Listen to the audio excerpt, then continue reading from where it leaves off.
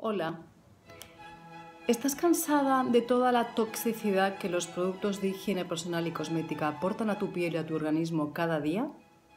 Seguramente te gustaría cambiar todos los productos convencionales que tienes en casa por cosmética ecológica, pero su elevado precio te impide hacerlo al 100%.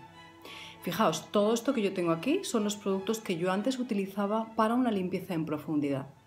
Sin embargo, os voy a contar que algo tan sencillo como una patata, 0,010 céntimos de euro tal vez, y esta es ecológica, puede hacer que sustituyáis todos los productos de limpieza que tenéis actualmente en vuestro baño. Si estás interesada en cambiar todos los productos químicos y tóxicos que tienes en casa por alimentos para mejorar tu piel, reducir estrías, limpiar, hidratar, nutrir, mejorar el aspecto de tu cabello, te espero en mi taller Belleza desde la cocina.